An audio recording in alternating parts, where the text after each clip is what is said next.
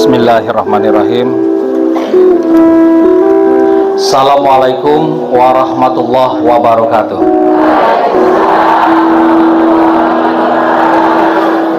Alhamdulillahirabbil alamin wa bihi nasta'in ala umuri dunya waddin, wassalatu wassalamu ala asrofil anbiya'i wal mursalin wa ala alihi wa ashabihi ajma'in.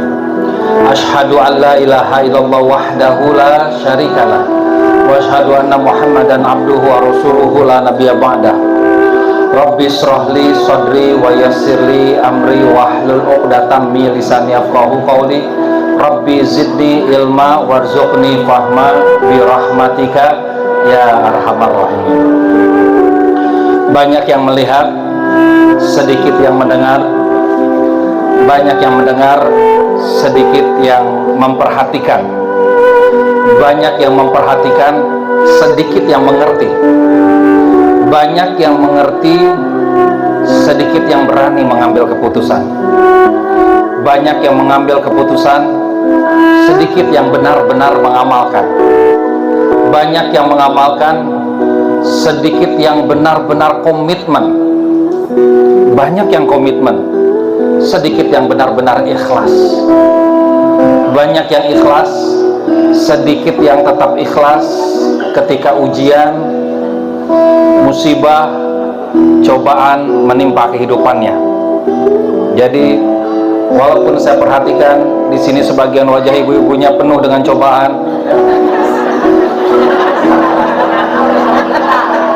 mikirin apa, Bu? Masya Allah ya. Semoga tetap ikhlas dan komitmen dalam iman dan Islam. Amin. Segala puji bagi Allah yang telah mempertemukan kita hari ini di Masjid Raya Bani Umar. Semoga Allah juga mempertemukan kita di surga nanti. Amin. Salawat dan salam semoga tetap tercurah limpahkan kepada junjungan kita, junjungan alam Nabi Muhammad sallallahu alaihi wasallam beserta keluarganya, sahabatnya, pengikutnya, pengikut dari pengikutnya hingga akhir zaman. Semoga kita bisa istiqomah mengikuti langkah-langkah beliau. Amin ya Allah ya Rabbal alamin.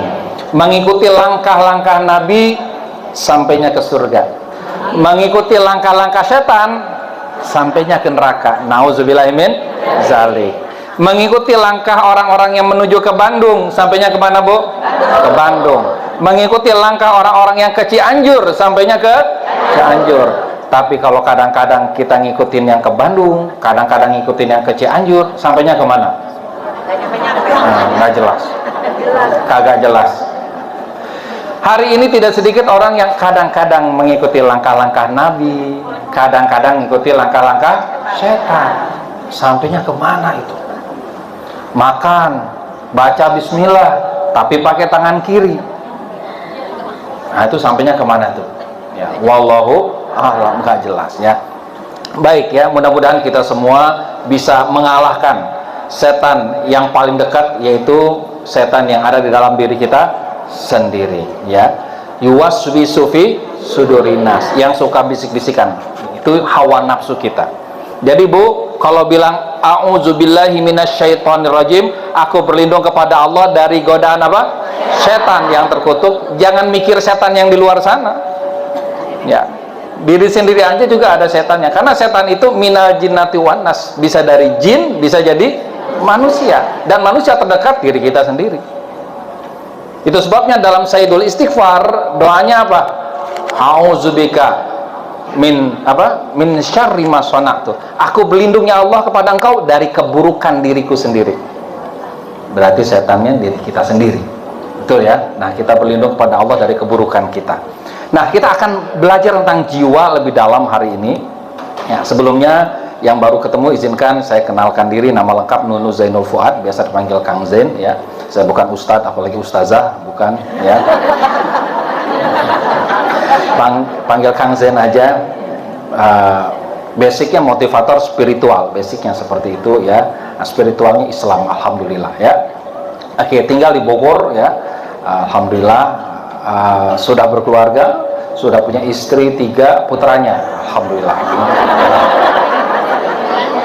Iya, putranya, istri 1, yang putra yang 3 ya, alhamdulillah. Baik, akad saling belajar. Jadi nanti kan Anda tanya jawab, berarti saling belajar, karena konsep yang benar dalam pembelajaran itu watawasaw bil haq watawasaw bis sabr, saling menasehati dalam kebenaran dan kesabaran, tidak satu arah. Kalau satu arah itu bukan asertif namanya, bukan watawasaw bil haq ya, harus 2 arah ya. Nanti makanya di akhir sesi ada tanya jawab ya. Oke ya. Sebelum dimulai berzikir, berdoa, luruskan dan luaskan niat. Silakan ya, berzikir banyak-banyak, ingat Allah. Tadi sudah diawali dengan baca Quran ya.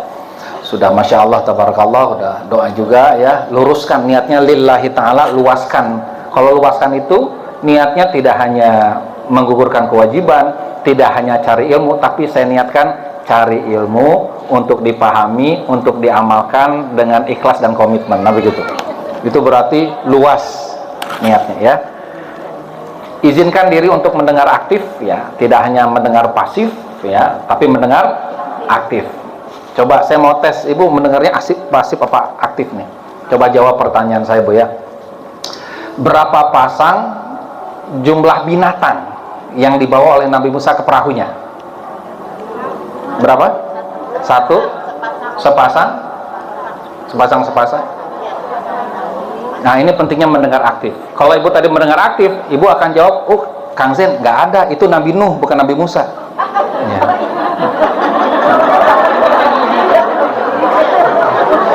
Betul ya. Yang saya tanya kan tadi Nabi Musa ya. Dia mendengarnya aktif, Bu ya, jangan pasif. Oke ya. Itu katanya untung saya diem. Ya. Punten dia mudah-mudahan ya. Ya alhamdulillah, ini pengurus-pengurus di sini Masya Allah luar biasa sini ya.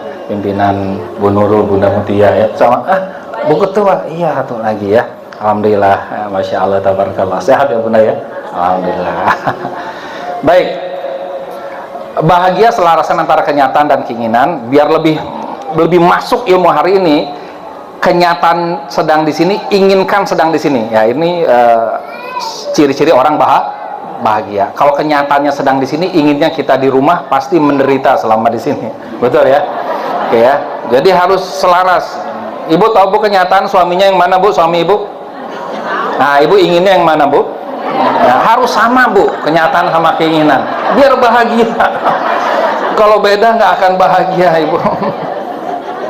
Nah keinginan itu salah satunya bahasa Arabnya bisa dikatakan hawa. Diri itu nafsu, maka keinginan diri disebut hawa nafsu ya. Jadi siap-siap belajar, semangat, antusias Bu ya.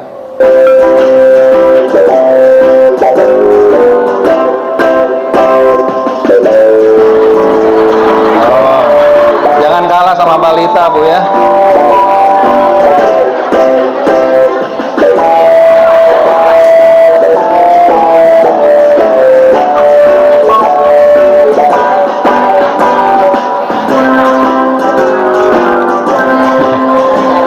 Anak ini semangat belajar apa karena besok mau ujian nasional? Nah, bukan ya. Tapi dari dalam hatinya ya, dia menatap ya. Sekarang kita menatap dunia, dia menatap buku ya. Oke. Baik. Kita awali dengan pertanyaan. Bagaimana pandangan Anda, ibu-ibu sekalian rahimakumullah ya, tentang dunia saat ini, mulai dari orang-orang terdekat hingga terjauh ya. Jawab bareng-bareng, nanti jawabannya tinggal iya atau tidak dengan cepat. Kalau tidak jawab berarti memang belum ada pandangan tentang itu, masih dipikirkan begitu. Ya. Ya, paham maksudnya ya? Ya. Oke ya. Oke, jawab bareng-bareng ya. Menurut Anda, apakah dunia hari ini baik-baik saja? Nah, yang diam berarti belum punya pandangan, belum punya pendapat. Ya, bisa iya, bisa tidak, mungkin gitu ya. Ya. Nah, jadi beda pendapat nggak apa-apa ya. Ada di sini, ya ada yang tidak, nggak apa-apa. Ya, saya pengen dengar aja. Yang keras, apa yang Anda yakini? Ya. Apakah menurut Anda dunia hari ini ya, mengecewakan? Apakah menurut Anda dunia hari ini masih ada peluang untuk maju? Apakah menurut Anda dunia saat ini banyak yang harus ditaklukkan? Apakah menurut Anda dunia saat ini sudah harmonis? Apakah menurut Anda dunia saat ini persaingan kehebatan? Apakah menurut Anda dunia saat ini bersahabat dengan Anda? Apakah dunia saat ini menakutkan dan membahayakan? Nah, ada Tia nih. Nah. Ya. Apakah menurut Anda dunia saat ini penuh dengan mana? Yang diam ini maksudnya apa ya? Mungkin gitu ya. Ya. Menurut Anda apakah dunia saat ini tragis? Nah. Menurut Anda apakah dunia saat ini penuh dengan cinta?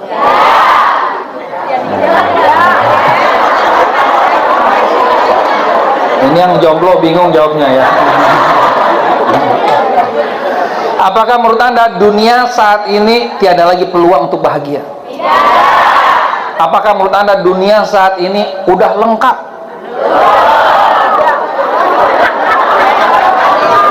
Apakah menurut Anda dunia saat ini banyak setan yang berbentuk manusia? Sepak. Kelihatannya soleh padahal mah ya. Kelihatannya soleha padahal mah begitu ya. Apakah menurut Anda dunia saat ini sudah sempurna? Apakah menurut Anda dunia penuh dengan kehinaan dan penderitaan? Oke ya, diingat-ingat jawabannya ya. Karena saya nggak ingat. Anda jawab apa? Nanti kita akan analisa ya. Oke, kita awali dengan surat Al-Hadid ayat 20 ya, langsung artinya aja karena keterbatasan waktu ya. Ketahuilah bahwa sesungguhnya kehidupan dunia ini hanyalah permainan dan suatu yang melalaikan. Yang namanya permainan biasanya memang melalaikan. Ya. Agak jarang orang yang permainan tahu diri. Main game tahu diri itu, game itu sebetulnya permain juga ya. Main game berarti main-main ya. Itu tahu diri itu agak langka, agak jarang ya. Dan dunia ini adalah perhiasan dan bermegah-megahan antara kamu serta berbangga-banggaan tentang banyaknya harta dan anak serta hujan yang tanam-tanamannya mengagumkan para petani. Jadi kita berlomba-lomba berbangga-bangga, kamu punya apa? Aku punya ini, begitu. Ya, dunia itu begitu, ya.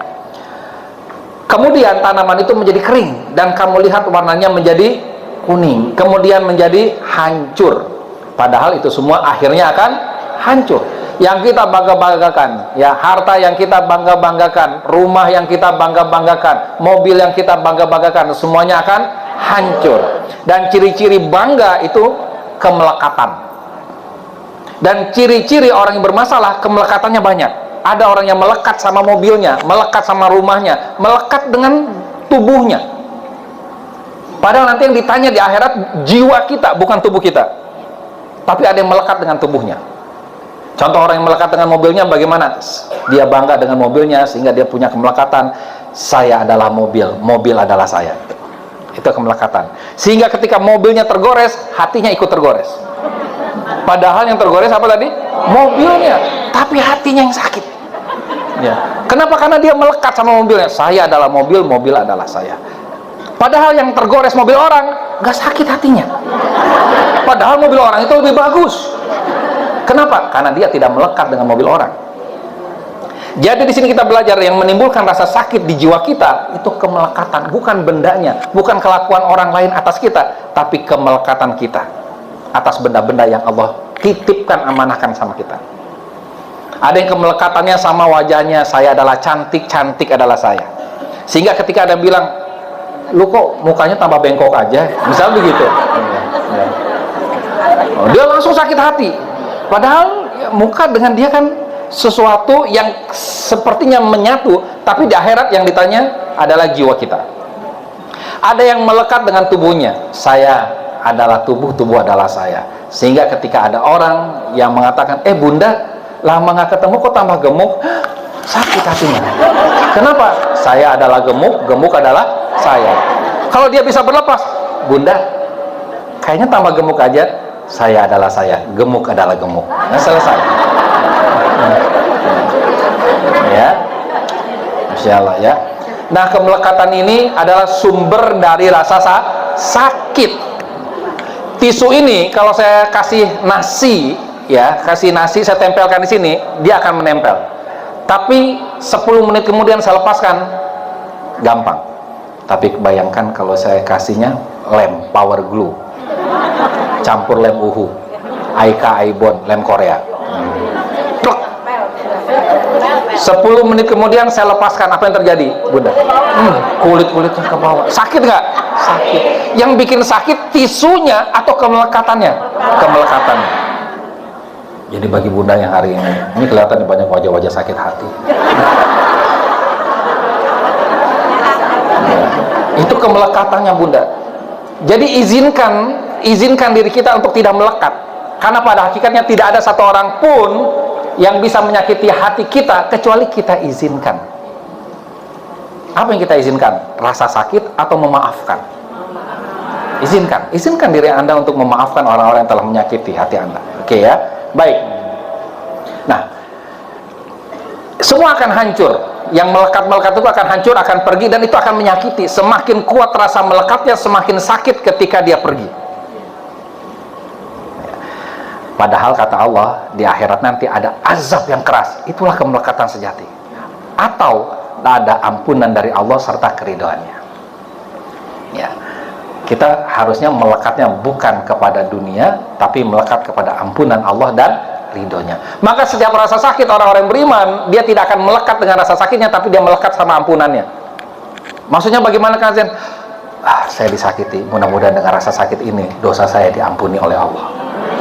Kan gitu. Dia melekatnya sama maghfirah dari Allah Subhanahu wa ta'ala. Tasbih. Tasbih.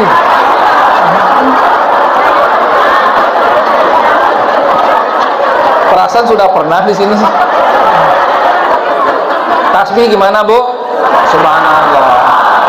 Ini ibu sudah melekat, kalau gini pasti takbir. Itu melekat juga.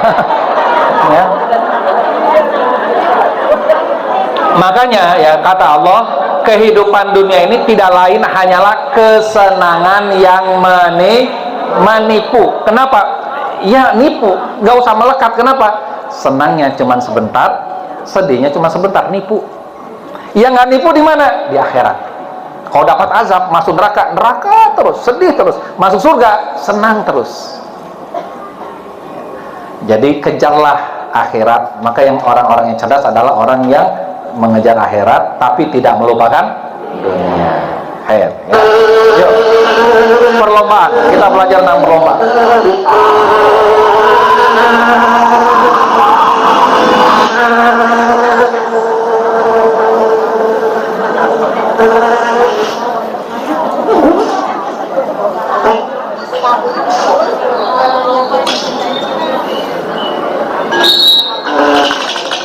Hidup ini ada perlombaan, ada pertandingan. Kita lihat kita masuk tipe yang mana dalam hidup ini, berlomba atau bertanding.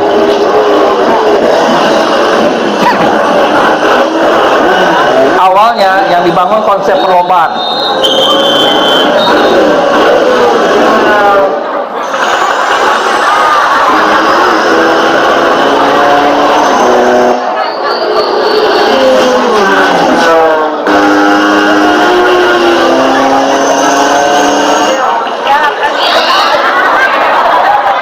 Keong ini malas apa tidak, Bu? Tidak. Dia sudah do the best belum? Sudah. Dia sudah lakukan yang terbaik. Ya. Oke, kita lihat.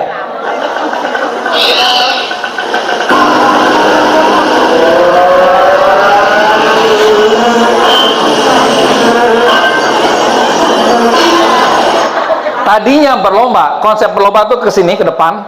Akhirnya ada yang bertanding itu diadu. Nah, kita lihat, kita dalam hidup sukanya berlomba atau bertanding akan kelihatan.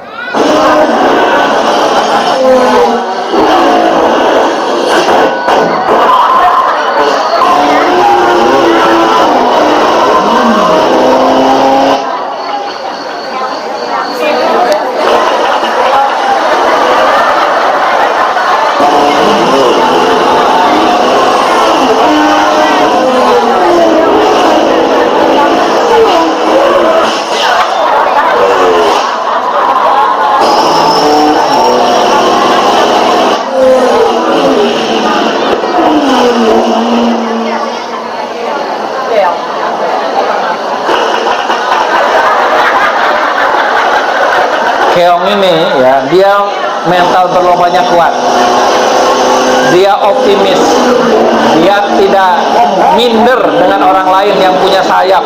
Nah, gitu. Semua orang punya ujiannya masing-masing.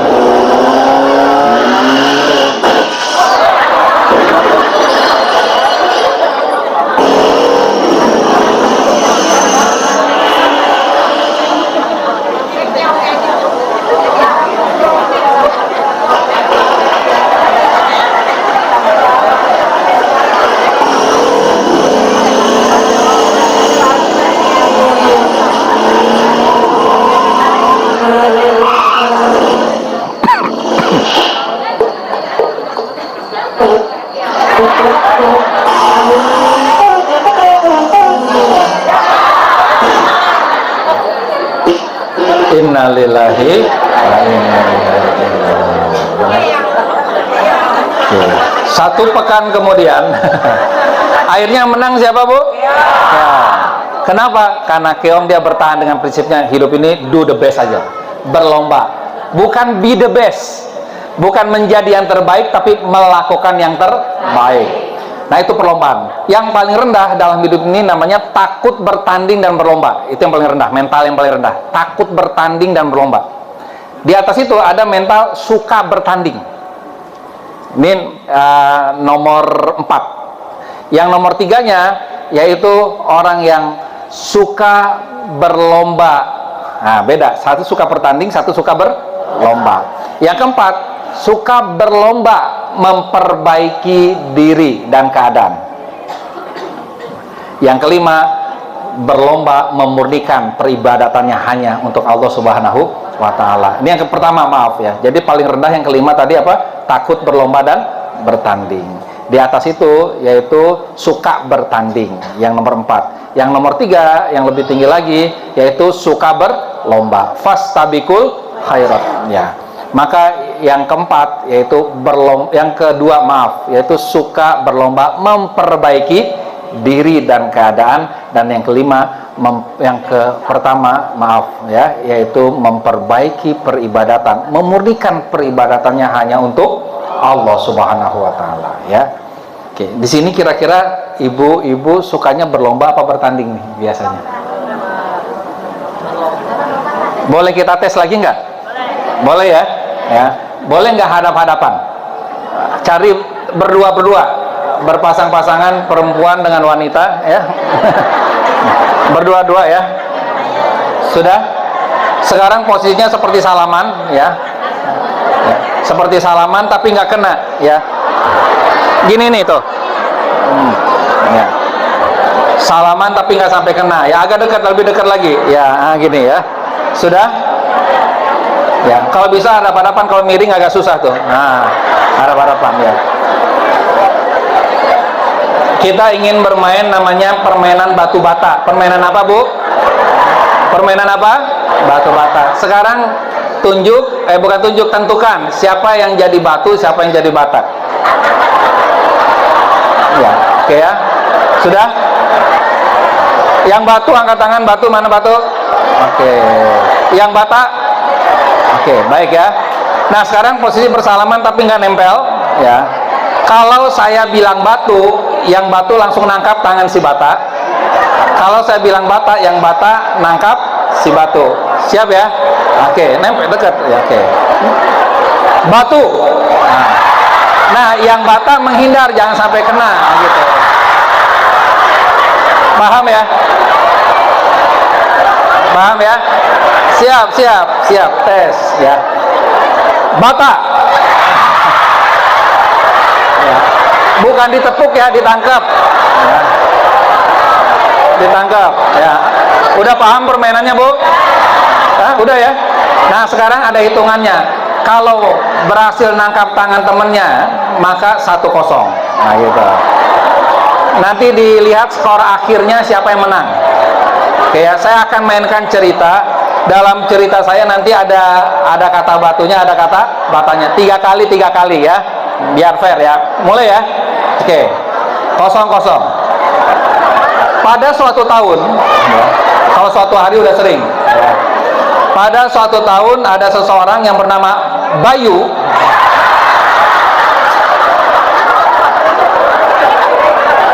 Kalau gitu ditambah aturannya, kalau nggak ada bata atau batu tapi nepok atau lari berarti -1 ya. Biar fokus, nanti main tepok terus. Ya. Ada seseorang yang namanya siapa? Bayu sedang memakai baju biru dan memakai celana merah bata.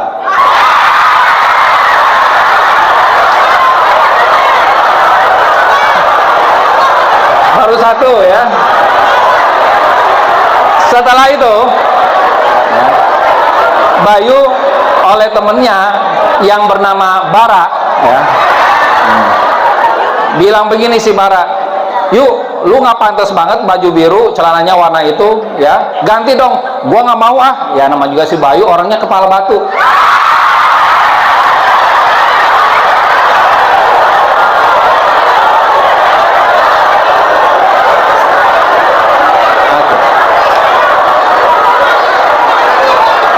Setelah itu karena si Bayu nggak mau ya, si Bara nggak kesinggung ya. Kenapa? Karena si Bara orangnya penuh dengan lapang dada. Nah, dia orangnya tidak mudah tersinggung ya. Setelah itu yang dilakukan oleh Bara dan Bayu, mereka jalan-jalan pergi ke sebuah kota yang sangat luar biasa, yaitu kota batik.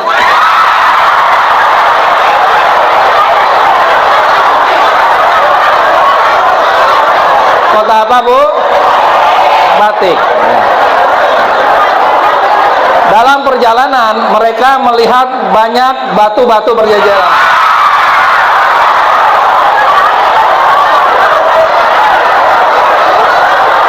Dan juga mereka melihat banyak rumah-rumah yang tinggi yang dibangun dengan bata yang kuat.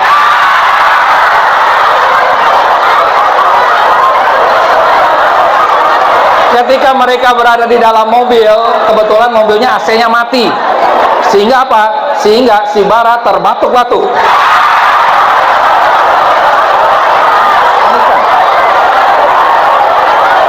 Mendengar si Bara terbatuk-batuk, si Bayu bete. Ya.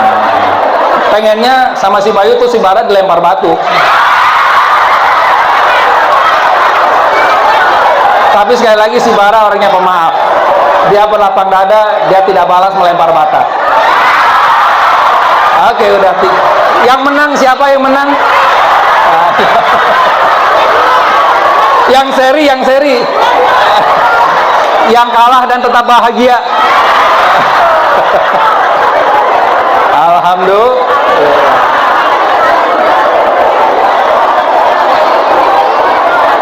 Oke, Bunda. Izinkan saya bertanya, Bunda. Ketika Anda bermain batu bata tadi, perasaan yang timbul lebih dominan rasa tenang atau tegang? Padahal kita rencananya pengen mati dalam keadaan tenang apa tegang? Tenang. Kalau kita pengen mati dalam keadaan tenang, kita belajar dari batu dan bata tadi. Apa? Jangan bertanding hidup ini. Tadi kenapa tegang? Karena yang dibangun mental bertanding. Tadi ada yang berhasil nangkap temannya. Dia bahagia di atas penderitaan temennya. Ya. Subhanallah. Ya. Lanjut ya, Bun ya. Kita tarik nafas dulu. Lepaskan, tenang, relax. Kita lanjut. Sekarang kita bahas tentang keinginan sebelum masuk lebih jauh tentang kebeningan jiwa, ya.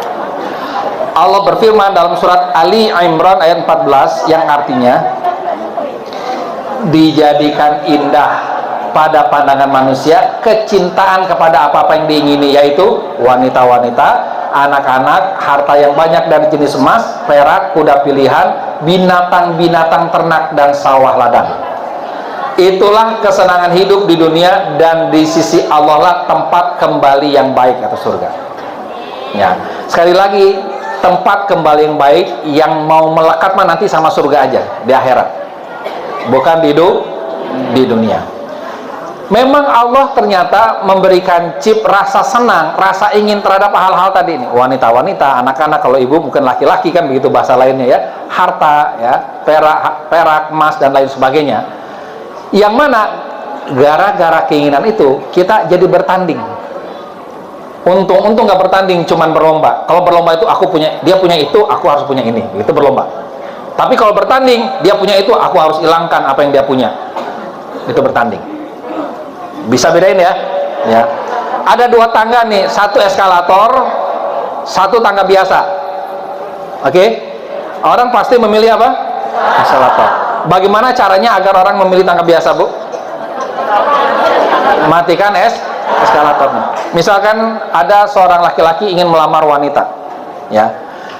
Tiba-tiba ada cowok lain yang pengen wanita tersebut. Bagaimana biar laki-laki ini dapetin wanita ini? Tadi diapain, Bu?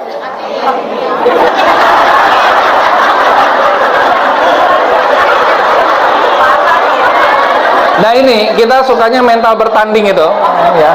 Pokoknya tahu beres gitu ya. Cari aman, matiin aja udah kan gitu ya. Itu namanya bertanding, ya. Nah yang disuruh adalah berlomba, bukan berlomba sekedar menjadi yang terbaik, tapi berlomba memperbaiki diri, memperbaiki keadaan, dan memurnikan peribadatan kita hanya kepada Allah Subhanahu wa Ta'ala. Karena itu kesenangan hidup yang abadi, sedangkan dunia ini ya fana. Hati-hati dengan keinginan, ya. Dia sedang mempersiapkan ya makanan untuk musim gugur, di mana makanan nggak ada, dia siapkan sekarang.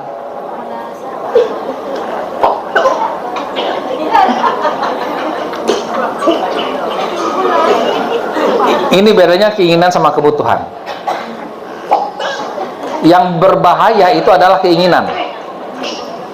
Kalau kebutuhan itu menyelesaikan masalah.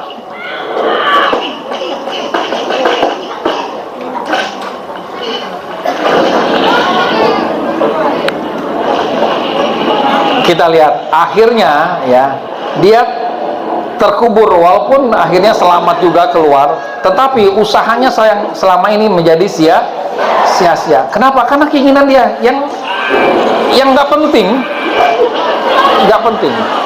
ya. Innalillahi wa inna ilaihi raji'un. Jadi seringkali kita ini hancur bukan karena kebutuhan kita, tapi karena keinginan yang kita buat, yang mana keinginan tersebut seringkali nggak penting.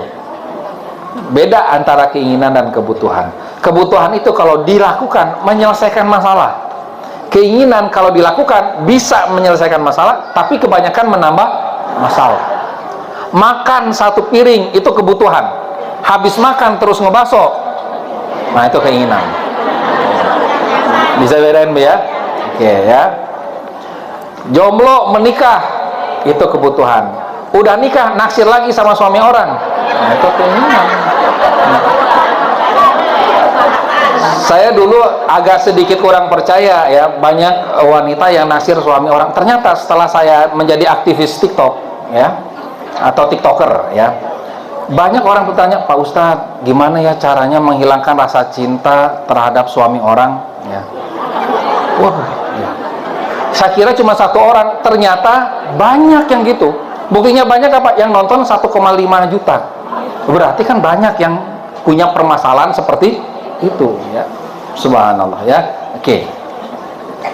Hati-hati dengan keinginan kita. Allah berfirman, a'udzubillahi minasyaitonirrajim, walau ittaba'al haqqu ahwa'ahum lafasadatis samawati wal ardu wa man fihin bal atainahum bidzikrihim fahum an zikrihim mu'ridun.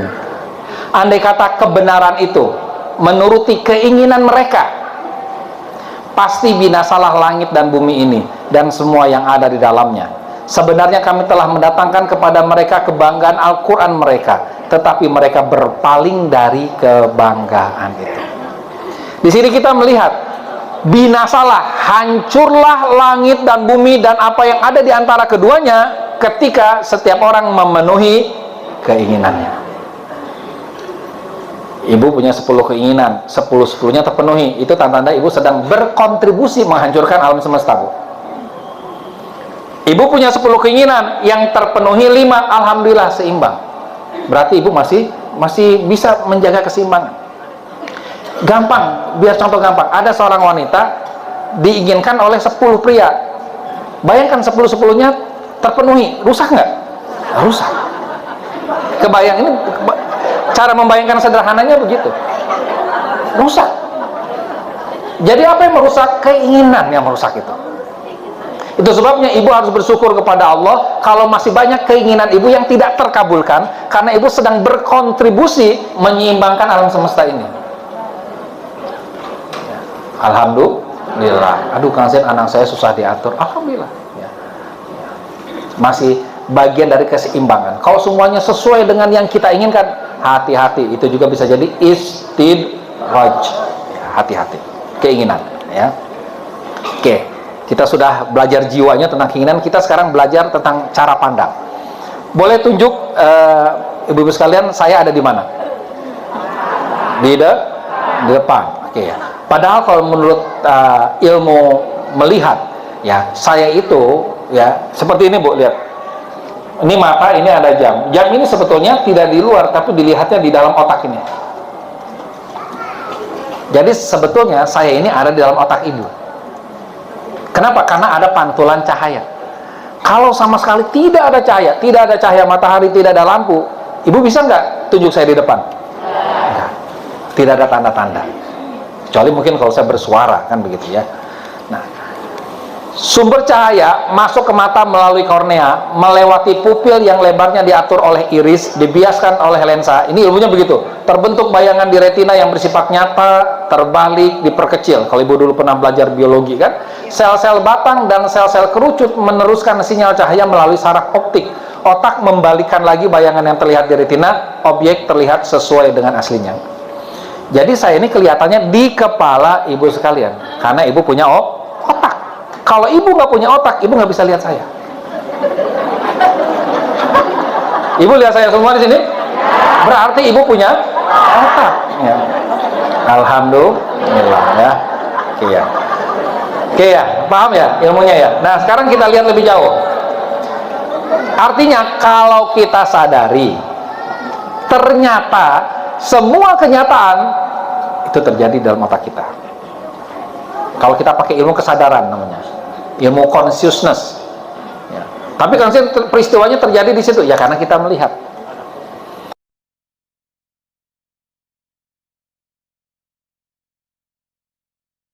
Kita merasa aman-aman aja. Tapi setelah kita punya medsos dan sebagainya, kita akhirnya ikut gelisah, ikut nggak nyaman. Padahal kita ingin dipanggil oleh Allah, ya ayyatuhan nafsul mutmainnah, wahai jiwa yang tenang. Ya. Oke ya.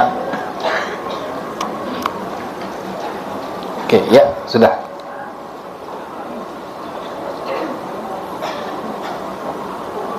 Oke ya.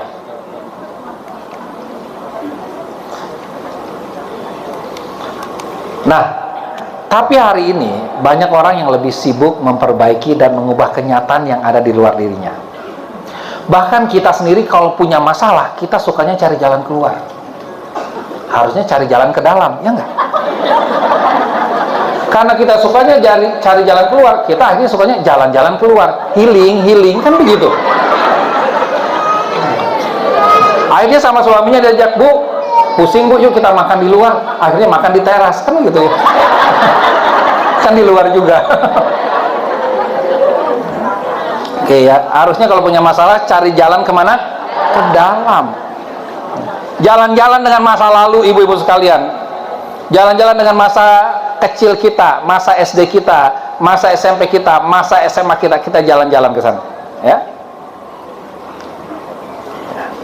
Nah, karena kita sudah paham polanya begini, maka kalau saya bertanya, apa yang harus Anda lakukan jika Anda ingin dunia ini berwarna ungu? Kalau orang-orang tipe yang jalan-jalan keluar, akan cat seluruhnya, pasti boros dan capek, betul ya? Tapi kalau jalan-jalan ke dalam, dia cukup beli satu kacamata, kacanya cat warna ungu dipakai, maka dunia akan jadi warna ungu, begitu. Dari dalam gitu, ya. Apa yang harus Anda lakukan apabila Anda ingin dunia ini wangi melati? Nah, beli satu botol parfum melati, oleskan di bawah hidung, maka insya Allah dunia wangi melati. Paham ya? Nah, inilah cara pandang, ya. Beda kalau, maaf, yang masuk bukan parfum melati tapi secuil tai kucing. Namanya tai kucing ya, walaupun secuil kan ekstrim, ya enggak? Ya. Kok sekarang kamar bau tai kucing ya? Nah, langsung nyalain kamar, ya. Masuk toilet bau tai kucing. Jalan-jalan keliling Bintaro bau tai kucing. Jalan-jalan ke Bogor bau tai kucing. Keliling Indonesia bau tai kucing. Akhirnya kesimpulannya, ya Allah, dunia sudah bau tai kucing. Ada kotoran di hidung. Bayangkan kalau kotorannya nggak di hidung, tapi nempelnya di hati, nempelnya di mindset, di pikiran kita. Maka kita akan menganggap, oh, dunia sekarang nggak baik-baik saja. Dunia banyak setan yang berbentuk manusia. Nah, udah mulai kesindir nih ya. Nah, ya. Dunia penuh penderitaan. Cara pandang kita akan berubah. Kenapa? Karena jiwa kita yang kotor. Kalau jiwa kita bersih, kita bisa melihat sisi positif dari setiap peristiwa. Karena selalu fa inna ma'al usri yusra. Bersama sulit pasti ada mudahnya. Saat itu juga, seperti contoh yang tadi, ibu anaknya, Ustadz, anak saya susah diatur. Ibu, anak ibu luar biasa. Kenapa? Calon pemimpin, maunya ngatur, nggak suka diatur. Wow, itu lihat sisi lainnya, begitu, ya. Oke ya, Masya Allah ya. Kang Zen, saya susah, anak saya ini susah bangunnya itu jam 11 siang baru bangun. Loh, nggak sholat subuh? Sholat sih, cuma habis itu tidur lagi ya. Saya kesel sama anak saya, gimana menghilangkan kebiasaannya bangun pagi. Udah Bu, ikhlas saja. Kenapa? Karena proyek besar itu dealnya seringkali setelah zuhur. Ya betul nggak? Katanya kan kalau tidur pagi nanti rezekinya dipatok ayam. Nggak apa-apa itu rezekinya ayam, ya. Maksudnya kita ambil sisi positif. Bukan berarti tidak dibangunkan ya. Cuman kita mindsetnya harus selalu positif sama takdir Allah Subhanahu wa Ta'ala. Itu kan implikasi dari iman kepada qada dan qadar. Oke. Maka Allah berfirman dalam surat Asy-Syam, A'udzubillahi minasyaitonirrajim. Bismillahirrahmanirrahim. Wa nafsi wa ma sawwaha, demi jiwa serta penyempurnaannya. Fa'alhamaha fujuraha wa taqwaha. Maka Allah mengilhamkan kepada jiwa itu jalan kefasikan dan ketakwaannya. Qad aflaha man zakkaha, sungguh beruntung. Nah, ini orang-orang yang mensucikan jiwa. Beruntung kalau jiwa kita suci. Menatap dunia itu indah aja. Lihat suami indah. Jangan sampai lihat suami jadi biasa-biasa aja gara-gara nonton BTS misalkan. Ya. Susah, suami saya kok jadi biasa ya. Ya. Itu ya, hati-hati nonton drakor, BTS itu bukan mensucikan jiwa, nanti bisa mengotori jiwa. Maka waqad khaba man dassaha, dan sungguh rugi orang-orang yang mengotori jiwa. Oke ya, hati-hati ya. Bukan tidak boleh Ibu nonton aja ya, tapi harus dengan ilmu. Kalau memahami, menonton sesuatu bukan sekedar menyerap informasi ya, harus diolah. Maka orang-orang yang beruntung adalah orang-orang yang membeningkan jiwanya, mensucikan jiwanya, sehingga dia mampu melihat sisi positif dari semua peristiwa yang Allah berikan, dan dia fokus kepada itu, dan dia meyakini itu, bukan sekedar berpikir positif, tapi juga sudah sampai ke tahap merasa positif. Bukan sekedar positive thinking, tapi juga udah positive feeling, yang begitu. Ibu lihat masa lalu ibu, ya. Ibu lihat masa kini ibu lihat masa depan ibu, positif feeling, rasanya nyaman. Lihat masa lalu saya nyaman, Kang Zed, ya. Gak ada perasaan salah pilih sekolah, salah pilih suami, ya, salah pilih pekerjaan, gak ada perasaan itu, ya. Saya nyaman, itu berarti udah positive feeling. Kanzin, gimana ya caranya? Saya punya trauma di masa lalu, saya susah melupakannya. Siapa suruh melupakan? Jangan dilupakan, Bu, trauma itu, dimaafkan.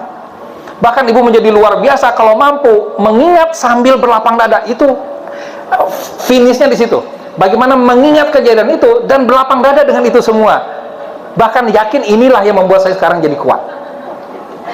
Finishnya begitu, bukan dilupakan. Kalau dilupakan itu namanya pengalihan. Kita lari dari masalah. Biasanya akan datang masalah yang sama. Kenapa? Remedial. Belum lulus yang sebelumnya akan datang lagi. Maka bersihkan jiwa. Allah pemberi cahaya kepada langit dan bumi. Perumpamaan cahaya Allah adalah seperti sebuah lubang yang tak tembus, yang di dalamnya ada pelita besar.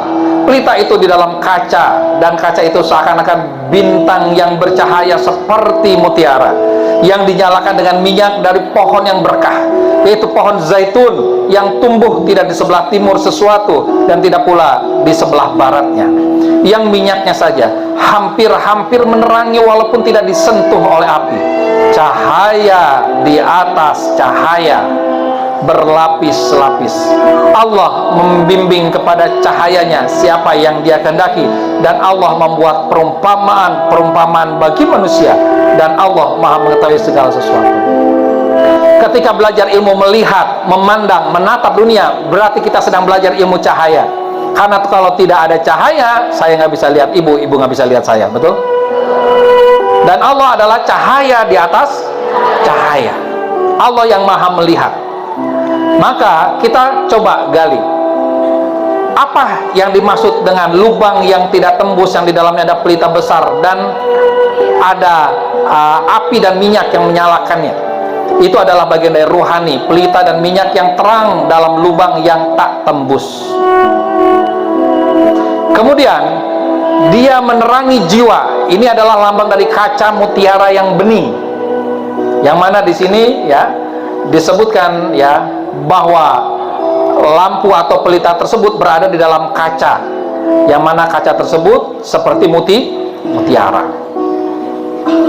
Kalau jiwanya bening, maka cahaya yang berasal dari ruh ini, Bu, akan memancar keluar, masuk ke dalam menembus tubuh kita. Maka itu disebut dengan aura, bahasa lainnya. Dia auranya terang, dia auranya gelap. Orang yang auranya gelap itu yang jiwanya kotor, gampangnya gitu. Yang auranya terang itu yang jiwanya bening, bersih. Maka ketika jiwa kita bening, tubuh kita akan bercahaya. Bukan cahaya lampu, bukan, ya. Nyaman aja lihatnya. Orang dekat sama kita itu enak. Kenapa? Karena jiwa kita bening, kita nggak ada niat negatif, dan kita memandang orang itu positif aja. Baru kemarin ada yang datang ke rumah saya konsultasi. Kang Zen, kenapa ya anak saya nggak nyaman sama saya? Emang biasanya ibu suka ngobrol apa? Ya, saya kalau ngobrol, ya saya tanya, gimana kuliahnya, udah beres belum? Ya, udah sholat belum? Udah makan belum? Ya, jadi yang ditanya hal-hal yang bikin anaknya nggak nyaman. Ya, maka ya buat anak ibu nyaman, dan ibu akan bisa nyaman sama anak ibu kalau ibu nyaman dengan diri ibu, kan begitu? Nyaman dengan diri kita berarti ruh kita ini memancarkan cahaya ke jiwa kita. Jiwa kita itu nyaman karena diberikan cahaya oleh ruh yang Allah tiupkan, ya. Oke. Nah, sekarang kita masuk ke titik berikutnya. Cara menatap dunia. Ini saya ambil inspirasi dari buku Healing and Recovery karya David R. Hawkins, ya. Dari sini kita akan melihat bahwa hari ini energi kita ini besar, tinggi, atau rendah, kecil, ya. David R. Hawkins membagi orang itu dengan dua sisi. Satu sisi power yang disebut daya, satu sisi force disebut gaya. Orang ini ada orang yang banyak daya, ada yang banyak gaya. Nah, ibu banyak apa di sini? Daya ya. Nah, ya.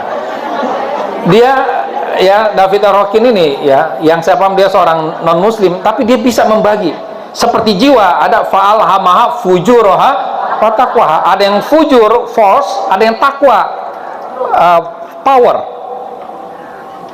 Ya, ada yang buruk, ada yang baik, ada yang negatif, ada yang positif, ada yang energinya rendah, ada yang tinggi. Sungguh beruntung orang-orang yang berada di energi tinggi, yang mensucikan jiwanya, orang yang power. Bagaimana orang power itu? Sekarang kita lihat cara menatap dunia. Saya akan berdiri ya. Oke, kita akan lihat. Ini ada nomor 1 sampai nomor berapa, Bu? 17. Soal nomor 1 sampai 17 ini ya, nomor 2 sampai 17. Tadi saya tanyakan satunya enggak? Saya tanyakan melalui yang pertama.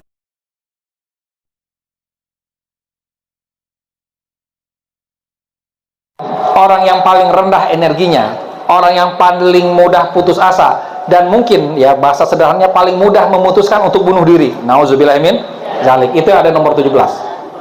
Ya. Siapa? Dia adalah orang yang memandang bahwa dunia ini penuh dengan penderitaan, penuh dengan kehinaan. Nah, hati-hati ya. Kalau kita udah dunia ini penuh dengan kehinaan, penderitaan, itu berarti jiwa kita yang memang kayak gitu.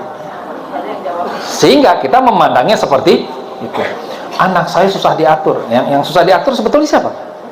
Kita. Saya merasakan kok ketika ya mendidik anak. Ini anak kenapa keras kepala banget sih? Kok beda banget sama orang lain? Ya. Ternyata setelah saya dites, ya tes sidik jari, ternyata saya memang orangnya keras kepala. Ya. Dan saya tuh nggak suka sama orang lain. Ya. Dan ternyata pantesan nurun sama anak. Ya, itu tatapan. Dia hati-hati. Ini yang paling rendah, penderitaan dan penuh kehinaan. Bahasa lainnya dia shame, rasa hina, dan nilai energinya itu cuma 20. Energinya itu cuma 20, ibu-ibu sekalian ya. Jadi David Ar-Rakin meneliti selama 20 tahun ya, bahwa setiap orang itu punya level-level energi. Energi yang paling rendah ini adalah rasa hina. Maka ibu kalau mendidik anak-anak ibu sehingga anak ibu itu merasa dirinya hina, hati-hati. Kamu ini anak siapa sih? Misalkan begitu. Kamu ini kok bodoh banget? Itu kan dihina. Ketika anak itu sering dihina sama orang tuanya, akhirnya timbul rasa hina, dia nggak akan maju, energinya rendah. Walaupun, tapi kan saya niat saya memotivasi. Ya, tapi kenyataannya apa? Memati visi. Ya. Jadi visinya mati gara-gara kita hina. Nah di atas itu ya, kalau kita menganggap dunia ini jahat, sangat banyak orang-orang yang berkelakuan seperti setan. Ya. Ini guyut rasa bersalah 30. Ya. Jadi kalau kita sama mendidik anak ya, kita sering bilang ya, kamu ini bisa bener nggak sih? Ini salah, itu salah. Ya. Akhirnya dia sering merasa bersalah. Kalau sering merasa bersalah, nilainya rendah. Sama ibu juga, kalau ibu sering merasa bersalah, nilainya rendah. Hati-hati sering negur orang itu, hati-hati ya. Ya. Kenapa orang kalau sering ditegur akhirnya merasa bersalah, akhirnya jadi serba salah, akhirnya salah lagi dan salah lagi. Polanya begitu. Ya. Ibu perhatikan diri ibu sendiri ya. Saya juga sering memperhatikan diri saya. Saya akan sering berbuat salah kalau saya merasa bersalah. Ya. Ini namanya kucing, Bu. Ya. Itu kucing lewat ini nggak merasa bersalah dia. Jangan kalah sama kucing. Yang 15 di atas itu, Bu, cara menatap dunia ya, saya bacakan ya. Dunia ini tanpa harapan, tidak ada peluang untuk hidup lebih baik. Ya. Ini orang yang sudah menyerah tapi dia belum sampai ke tahap hina. Di bahasa lainnya apatis atau apati. Nilainya 50. Di atas itu orang yang menganggap dunia ini tragis, menyedihkan. Ya, ibu kalau lihat di sini kecelakaan beruntun, ini bencana alam dan sebagainya, akhirnya ibu meyakini dunia sudah tragis, menyedihkan. Nah, ini akhirnya duka cita, grief, nilainya rendah. Ya. 75, tapi tetap di atas apatis. Ada bukunya, La Tahzan.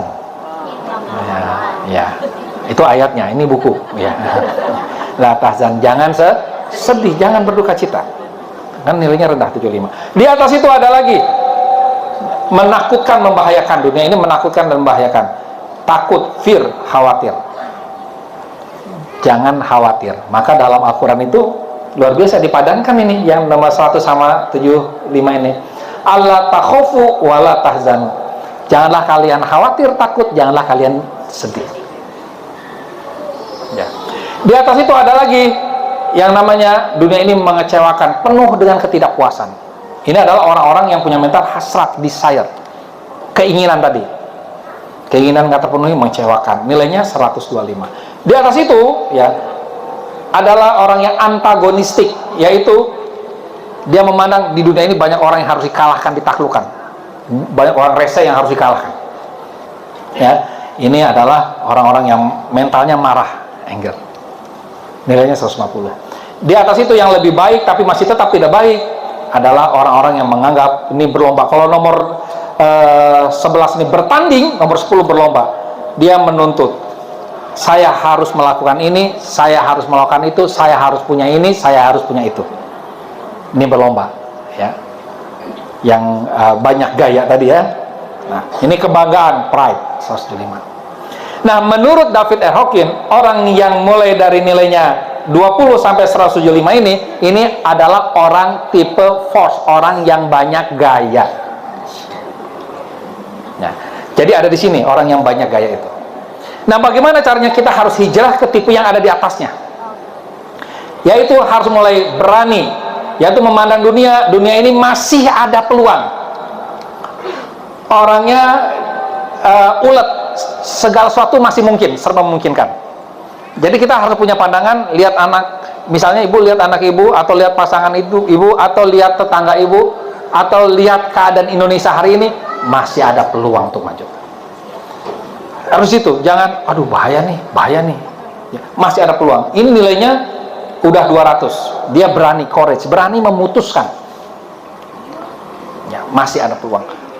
Sebutnya ulet. Ya. Makanya tahu kenapa Bu ulet itu disebut ulet? Karena ulet itu, ya, dia ulet. Ya. Bayangkan dari ulet jadi kupu-kupu, ya. Itu kan ulet banget itu ya, untuk sampai ke situ kan. Makanya disebut ulet, ya. Oke ya. Nah, di atas itu kalau kita sudah sampai kepada titik bahwa dunia ini sudah yang terbaik, atau bahasa lainnya itu apa? Memuaskan. Ini sudah titik netral, sudah yang terbaik. Apapun yang terjadi di masa lalu saya sudah yang terbaik. Orang-orang yang dalam kondisi netral, maka hidupnya itu sudah sangat nyaman. Misalnya dia mau berangkat kerja atau berangkat keluar pakai motor, tiba-tiba mendung, maka hatinya udah punya komitmen, udah punya sebuah mindset, ya, karakter. Hujan baik-baik saja, nggak hujan baik-baik saja, begitu. Udah sampai ke situ nggak kita akan itu. Kalau udah sampai ke situ, ya kita kan mudah-mudahan nggak hujan. Kalau udah mudah-mudahan nggak hujan, berarti hasrat. Turun langsung di sini 125. Inginnya nggak hujan. Padahal di luar sana ada orang berdoa, mudah-mudahan hujan supaya apa? Supaya bakso saya laku, ya nggak? Kita kadang-kadang berdoa itu nggak mikirin keinginan orang lain, ya nggak? Ya. Mudah-mudahan nggak hujan. Ya. Di tukang jas juga kan doa, mudah-mudahan hujan supaya ada yang beli jas hujannya, gitu. Oke ya. Di atas itu ada yang lebih hebat lagi Bu. Kalau ibu sudah sampai kepada tahap meyakini bersahabat dengan dunia, artinya apa? Dunia ini penuh dengan harapan. Bukan hanya masih ada peluang, tapi penuh dengan peluang, begitu. Beda. Kalau masih ada, masih mungkin ya, ini masih ini atau ini. Tapi ini semuanya adalah peluang. Ini adalah orang yang sampai tipe ke willingness, bersedia. Ya, mengizinkan, bahasa lain. Tadi tidak ada satu orang pun yang bisa menyakiti hati Anda kecuali Anda izinkan. Kita sakit hati karena kita bersedia untuk sakit hati. Sampai ke sakit fisik pun sebetulnya begitu. Kita sakit fisik karena kita bersedia untuk sakit fisik. Duh, kena hujan nih, ntar lagi batuk. Udah batuk kan gitu. Kan kita yang izinkan. Ya. Harusnya kita melepas, melekat, tidak melekat. hujan mah hujan, batuk mah batuk. Kalau saya batuk itu karena menggugurkan dosa-dosa saya, bukan karena adanya hujan. Karena Allah bisa aja ngasih batuk walaupun nggak hujan. Ya. Kebersediaan. Lebih tinggi lagi kalau sampai tahap harmonis, saling melengkapi, atau bahasa lainnya penerimaan, acceptance. Insya Allah ya. 350. Lebih tinggi lagi ya. Nah, kalau sudah sampai tahap yang namanya semua penuh dengan makna. Ini ada di surat Ali Imran ayat 190-191. Itu ulil albab. Orang-orang yang selalu berzikir dalam keadaan berdiri, duduk, berbaring, dan sambil memikirkan tentang penciptaan langit dan bumi, lalu dia menyimpulkan, Rabbana ma khalaqta hadza batila. Ya Rabb kami, gak ada ciptaan Engkau yang sia-sia, semuanya penuh makna. Engkau kasih hujan, penuh dengan mana. Engkau kasih kemarau, penuh dengan mana. Engkau hadirkan, Ibu, apa mananya tadi kucing lewat di sini, Bu? Kalau Ibu sudah sampai level sini, lihat kucing, pasti dapat mana. Semua penuh mana. Tiba-tiba tadi mati ininya apa? Sebentar ya. Penuh mana. Orang yang penuh mana dapat, oh, ini mananya ini. Bisa melihat makna dari setiap peristiwa. Rabbana ma khalaqta hadza batila. Ya. Ini adalah orang-orang yang sudah pemaluman, reason. Dia sudah sampai kepada level memaklumi berbagai perbedaan, nggak tersinggung. Ya, ada orang pakai kunut, nggak pakai kunut, sama aja. Ya. Tidak lebih mulia yang ini dibandingkan yang itu. Orang yang gini, sama aja. Orang yang takbirnya gini, ya, dengan yang takbirnya di sini, ya, sini, asal jangan di sini, ya. Nah, nggak ada tuntunannya itu. Ya. Tuh ya, pemaluman. Dia bisa mudah memaklumi perbedaan. Kenapa? Karena dia sadar penuh ilmu Allah sangat luas. Yang sampai level sini lebih tinggi lagi, Bu. Ini lembut kasih sayang. Ketika Ibu punya keyakinan, Kang Zen, banyak orang yang doain saya, banyak orang yang sayang sama saya, banyak orang yang berpikiran positif sama saya, banyak orang yang kangen sama saya. Dunia semuanya penuh dengan cinta, Kang Zen. Saya cinta mereka, mereka cinta sama saya. Sampai level itu. Ya, penuh kasih sayang. Ya. Bahkan ketika ada yang membenci pun dia meyakini itu bagian dari cinta. Ya. Masya Allah ya. Cinta, love, 500 nilainya. Nah, apa bedanya love sama hasrat? Ini banyak yang tertukar nih hari ini nih. Love itu di sini 500, kalau hasrat, desire 125 kecil. Seorang laki-laki yang mengatakan kepada wanita, I love you, saya mencintai kamu, itu bisa maknanya betul-betul pengen berkorban untuk wanita itu, love, tapi juga bisa punya makna pengen memiliki wanita itu, hasrat. Paham ya? Ya. Nah, kalau hasrat pasti rendah. Kalau hasrat akhirnya kemelekatan, kalau udah melekat akhirnya jadi sakit hati. Ya, tidak ada kemelekatan yang tidak berujung sakit hati. Semua kemelekatan pasti sakit, bikin sakit. Semua, kecuali kemelekatan hanya kepada Allah. Allahu Somad, Allah satu-satunya tempat melekat. Nah, di atas ini yang sampai level healing, Bu. Sampai level dalam buku Healing and Recovery, insya Allah hampir semua penyakit sembuh, Bu. Penyakit seberat apapun sembuh kalau Ibu insya Allah sampai energi yang 540 di atas love, yaitu energi yang namanya ketika kita memandang dunia udah paripurna, udah lengkap, nggak ada yang kurang. Sampai nggak kita ke tahap itu? Wah, semuanya udah lengkap, nggak ada yang kurang. Kang Zen ini udah jelas kurang. Nggak kurang. Kurang itu dalam pikiran kita. Tapi ini udah sempurna, udah Allah tempatkan persis presisi, nggak mungkin ada yang salah. Ini adalah orang-orang yang hidupnya joy, sukacita, dia bahagia. Ketemu semua orang nyaman ya. Ya. Ibu sholat di Masjid Raya Bani Umar nyaman, Ibu sholat di masjid yang lain juga nyaman. Ibu ketemu orang mazhab ini nyaman, ketemu mazhab ini juga nyaman, udah sukacita. Ibu ketemu orang tipe ini nyaman, ketemu orang tipe yang gitu nyaman. Luar biasa kalau sudah sampai ini ya. Dia sudah nggak pilih secara, tetap memilih ya, tetapi tidak pilih-pilih yang menjudge orang lain begitu. Ya, menjudge ya. Dia sukacita, pokoknya hidupnya itu Masya Allah ya. Nah itu sebabnya penyakit menjadi enggan berada dalam dirinya. Ya kebetulan si penulis ini punya penyakit alergi yang nggak sembuh-sembuh bertahun-tahun, sembuh setelah diukur energinya sampai ke 540, ternyata dia sembuh. Dia setelah bisa bersukacita dengan apa yang Allah berikan, bersukacita dengan takdir yang Allah tetapkan. Masya Allah ya. Tasbih. Gitu dong, mikir dulu. Ini terlalu serius, sudah mulai ada tanda-tanda bismikallahumma ya.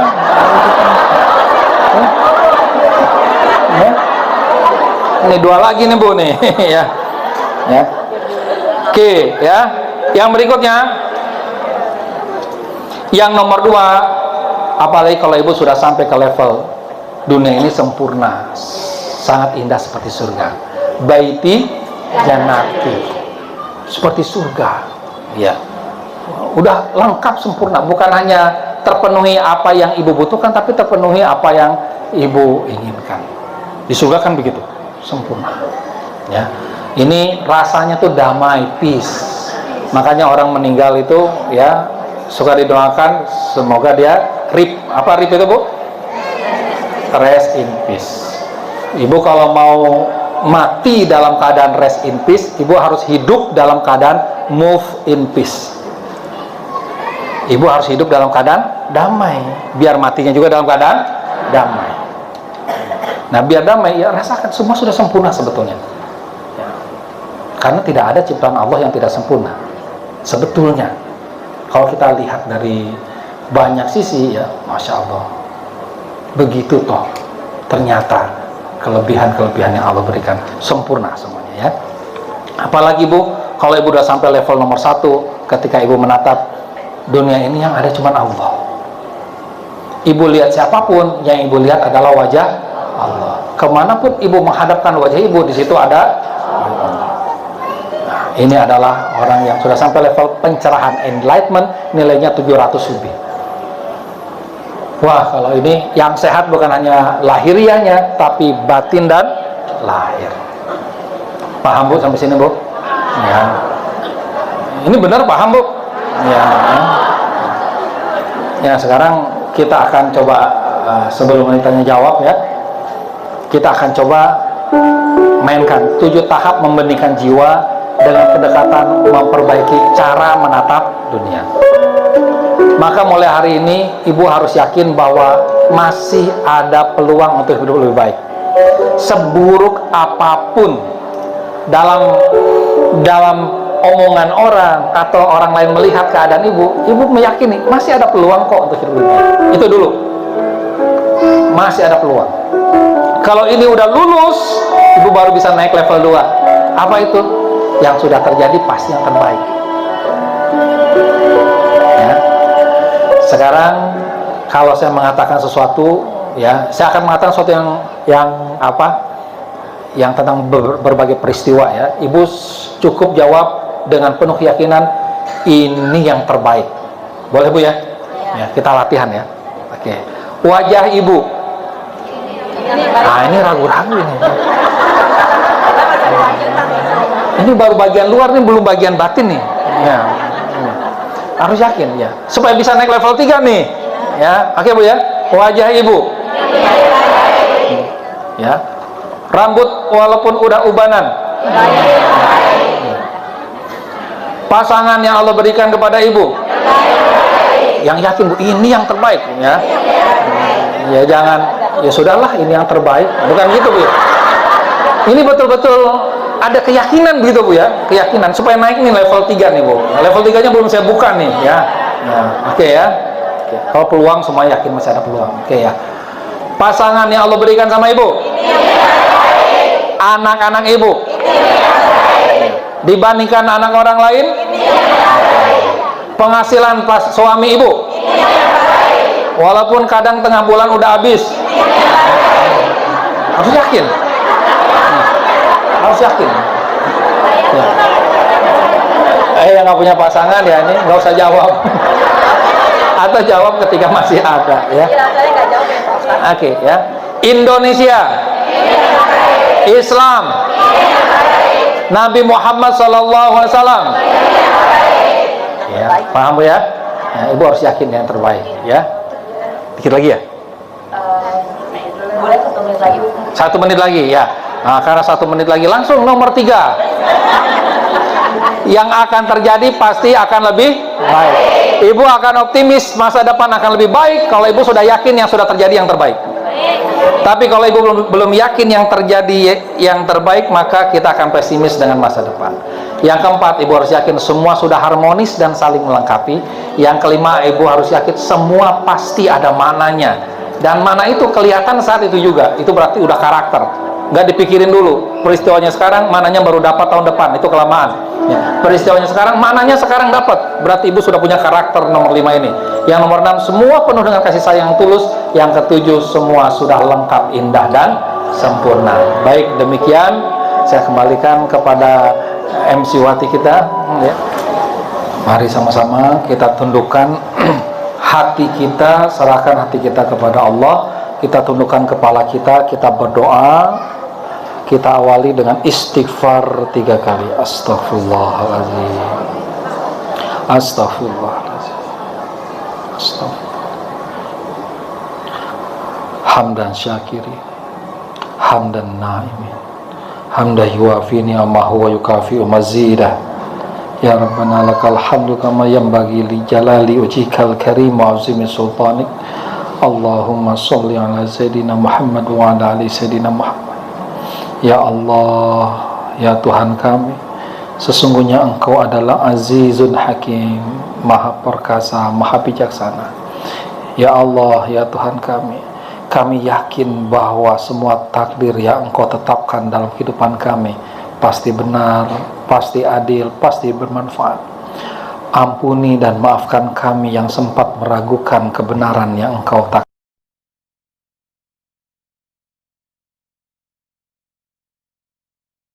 Batas dibandingkan dengan kehendak-Mu yang luas. Ya Allah, ya Tuhan kami terima semua takdir yang Engkau tetapkan kepada kami. Kami akui kami yang lemah dan salah dalam merespon takdir tersebut. Ya Allah, ya Tuhan kami, berikan kepada kami jiwa yang bening, jiwa yang tenang, sehingga kami mampu menatap dunia dengan baik, mampu berbaik sangka kepadamu dan berbaik sangka kepada ciptaan-ciptaan. Janganlah jadikan kami, ya Allah, orang-orang yang tidak pandai bersyukur, orang-orang yang mudah menggibah, orang-orang yang suka mencari-cari kesalahan orang-orang yang ada di sekitar kami. Ya Allah, ya Tuhan kami, hari ini era media sosial sangat luar biasa. Kami kadang-kadang nggak sadar ikut merespon, ikut mencibir, ikut julid, ikut menyakiti orang-orang yang berbuat salah, orang-orang yang ketahuan berbuat aib. Ya Allah, jangan bukakan aib kami di dunia ini. Tutuplah aib kami di dunia dan di akhirat, ya Allah. Jadikanlah kami sebagai hamba-hamba-Mu yang juga pandai menutup aib orang-orang yang ada di sekitar kami. Ya Allah, ya Tuhan kami ikhlas dengan segala yang telah Engkau tetapkan. Kami berkomitmen, kami izinkan diri kami untuk semakin bertakwa dan hanya mengabdi kepadamu. Rabbana atina fid dunya hasanah wa fil akhirati hasanah wa qina azabannar. Wa sallallahu ala sayyidina Muhammadin wa ala alihi wa sahbihi ajma'in. Subhana rabbika rabbil izzati amma yasifun wa salamun al mursalin walhamdulillahi rabbil alamin. Wallahu a'lam bishawab. Assalamualaikum warahmatullahi wabarakatuh. Waalaikumsalam warahmatullahi wabarakatuh.